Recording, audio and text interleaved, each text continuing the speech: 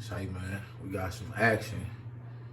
Got a boy out of Mississippi say he went down there and found the truth on that situation with Jay Prince Jr. with he supposed to be getting slapped by a nigga from Mississippi. You finna figure it out. Let's go.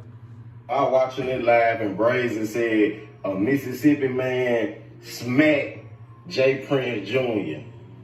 So you know I'm from Mississippi.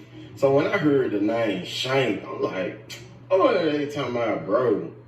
So what I do a little digging, cause you know I'm connected in Mississippi, Meridian at that. So I want y'all to listen to this and then I'm gonna give y'all the backstory on it, cause y'all know I got it.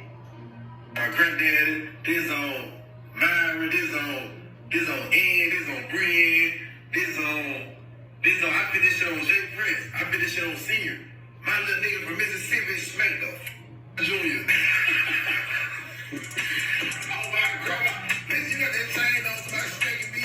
Well, I'm gonna let Shank get 5 ambulance snake on this bitch. Junior came there doing shit like he, all that. Whoa, oh my grandma, we don't even play like that. Shit, I don't never do that. You know what Junior said? Alright, so this who he talking about, Shank. He from my city, Meridian, Mississippi.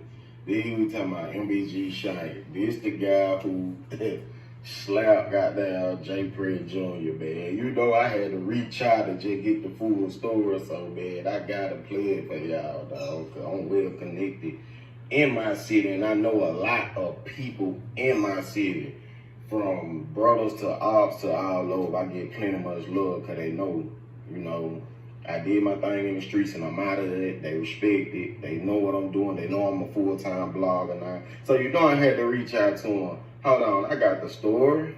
So first I hit my partner.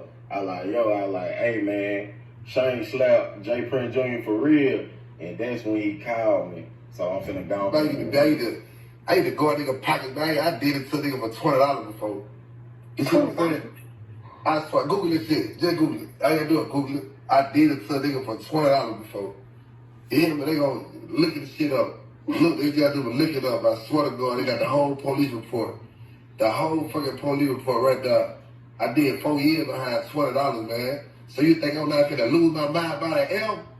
The fuck that I fucked, man. Listen, bases loaded, bottom of the ninth. I'm gonna take my time on this video because this man right here is not only committing crimes, but he's also bragging about it with the female, talking about he robbed a man and did a man in for $20. He did 4 years in jail over $20. And my main thing is, how is this cool? My main thing is, how does somebody want to listen to this man, pick up a microphone after this man went on live and said he robbed his brother? He robbed somebody that looked like him for $20.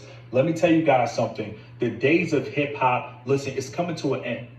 And the fact that it's coming to an end, I'm satisfied, because people have to understand trap music and drill music is one and the same.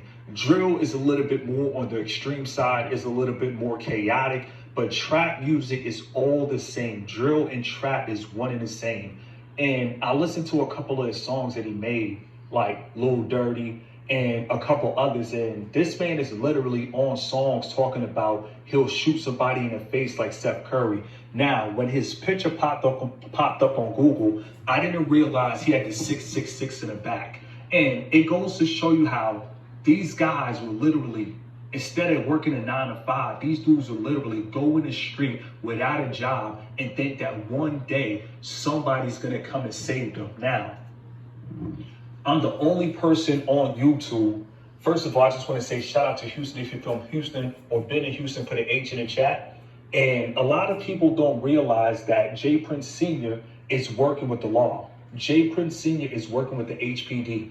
Jay Prince Sr. is working with the feds. So the fact that Honeycomb Breezy is trying to hold on to a street identity, it's impossible to hold on to a street identity when you're literally working with somebody that's working with the feds and working with lower level law enforcement. This is crazy. Jay Prince Sr., after the whole situation, after he said his son got smacked, Jay Prince Sr. reached out to him. Then he went on the internet and apologized. My main thing is this. When it comes to being a street ninja, whatever you want to call it, you have to think there is nothing honorable about the streets. The streets is nothing more than a myth.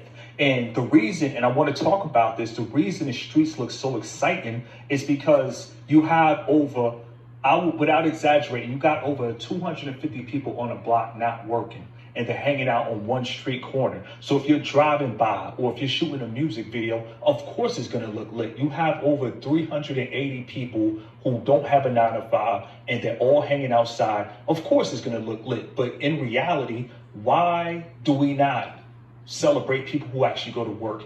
In reality, how come people who work a 9 to 5 get laughed at, but we celebrate people like Honeycomb Breezy that is literally bragging about doing somebody in for $20? See, this is a problem, and it's an easy fix. All you got to do is put our culture in the reverse and watch how everything will change overnight.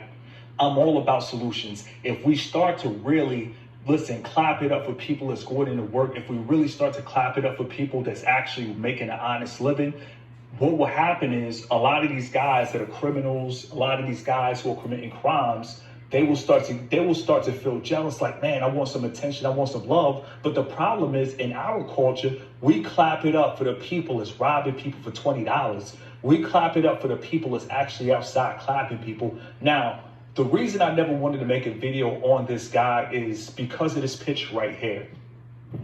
This man is literally laying down on a bench while talking to Birdman. This right here is the most suspect photo that I have seen yet. Listen, at the end of the day, why is this man talking to Birdman like he's Lil Wayne back in 106 in Park and he's about to kiss him as well? My main thing is this: they set him up.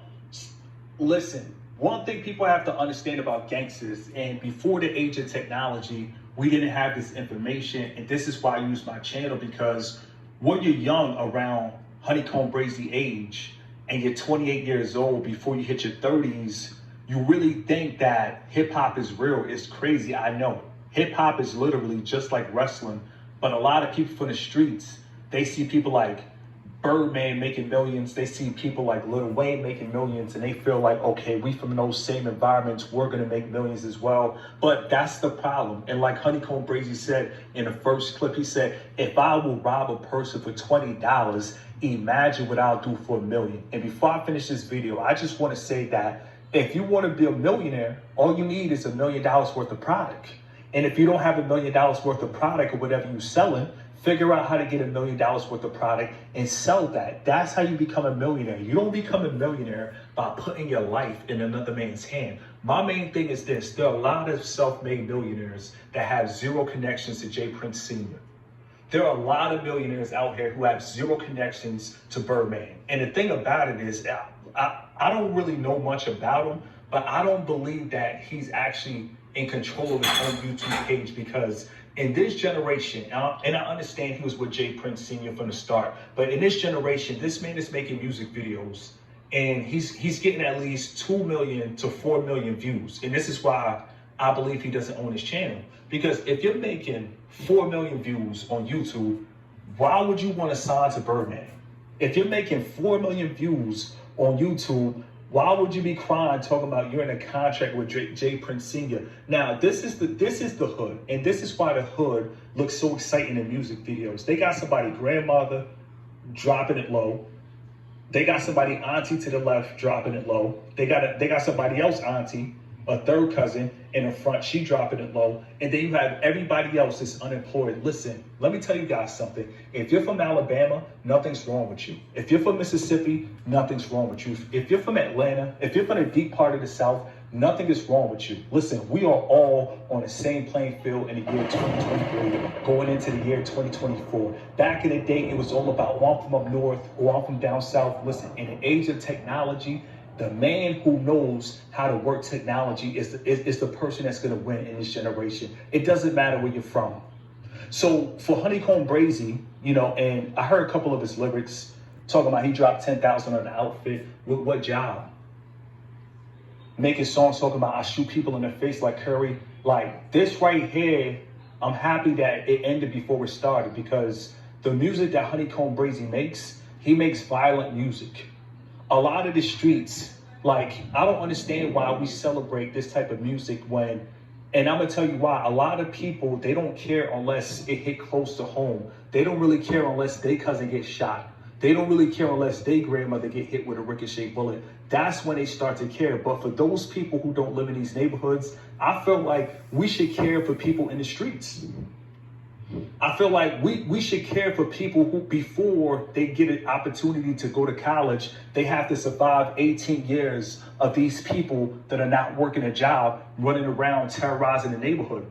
Honeycomb Breezy is a terrorist. And it's crazy how a lot of these street dudes, they claim to be streets, but yet they still want to sign to federal informants. They want to sign to federal agents. I keep telling you since day one, Jay Prince and the whole Prince family, the whole mob ties, is working with the feds. They're working with the cops.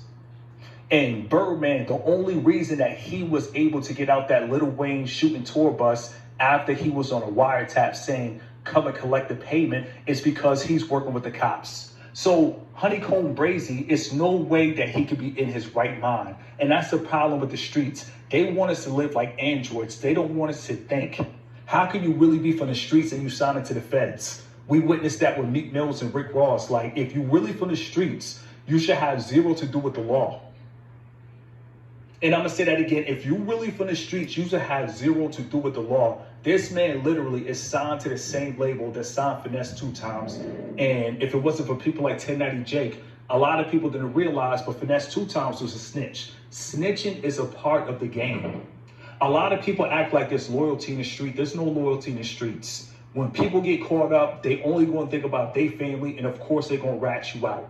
So with that being said, listen, stack your crumbs and build your pie and understand a 9 to 5 save lives. And before I finish this video, in the year 2024, it's time to settle the score. There should be no reason why you should want to sign to another man.